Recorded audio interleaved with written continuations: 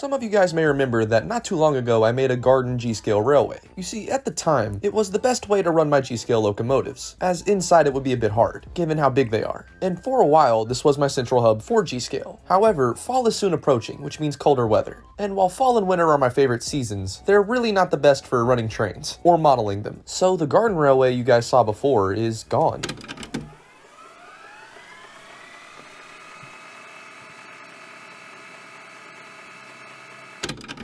But to explain this story fully, we'll have to go to before the garden railway. My great-grandfather had a thing for LGB trains, and when he passed, those trains fell into my care. Well, specifically one train, 4 bits of rolling stock, and more track than I knew what to do with. And while I don't have any pictures or videos of it, the way he ran these trains was on a shelf. He had a small workshop, the shelf itself being above the doorway, very close to the roof, so it wouldn't interact with or cause any issues with anything else. I loved this design and I loved this idea, so when he would unfortunately pass, and all of that came to my belonging, I wanted to do the same thing. And so a shelf layout was built, with basically the same premise, and the same track and the same trains, plus the trains I would get over time. However, with it being so high up, there was only so much I could do, so it didn't really get used as much as I wish it did, eventually being taken apart and used for the garden railway. Well, recently I've went back to square one, and completely redone the shelves and refitted the track, as well as added a bunch of detail that I've accumulated, and again that comes from my grandfather. So let's go ahead and take a look at it. Unfortunately, the wiring for it isn't very hidden. It's powered by an LGB controller that sits on top of my TV, for now at least. I need to make a larger shelf to actually sit it on. And right above that, we can see one of the longer parts, as well as James and his freight train. Unfortunately, there's not a lot of detail here yet. I'm not really sure what I want to do with this area, but I'm sure it'll get filled up sooner or later. I would also like to add a siding if I'm able to make the room for it. Following this, we come to not only the Lionel G-scale water tower, but also a custom car that was made by my grandfather. It's not made to be G-scale, it's just something that he made. But it's something that I really enjoy, and given that this is honoring him, I figured here it would be right at home. Going past the curve, we have more from his collection. You see, he really enjoyed the circus, and because of that, he accumulated a lot of G-scale circus animals, as well as a G-scale circus caboose that I'm actually trying to repair as of now. And all 6 of those are lined up in front of the track for the trains to pass by whenever they're on this bit. The entire board is secured as you see here, with a rod that comes down from the ceiling in the middle of the board to give it the same stability as the ones on the walls. Past the animals is the Lionel G-scale Wellsworth, which eventually I'd like to either replace or at least detail. You know, put some figures on it or at least make it look a little bit more busy.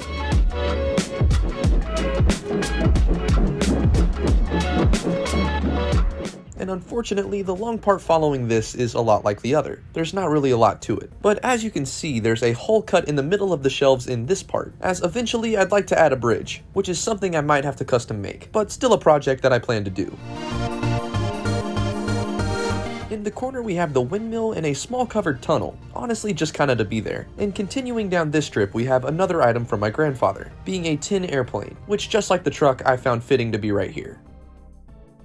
As of now, that's about all of the detail that I've managed to put on it. Not really as much as I'm hoping to do, but still enough to make me happy. The opportunities are endless so long as I'm able to get up there, and thankfully I have a stepladder to help with that. So now that we've talked about what's on the shelves, as I'm sure you saw earlier, James is eager to leave with this freight train, so let's go ahead and set him off.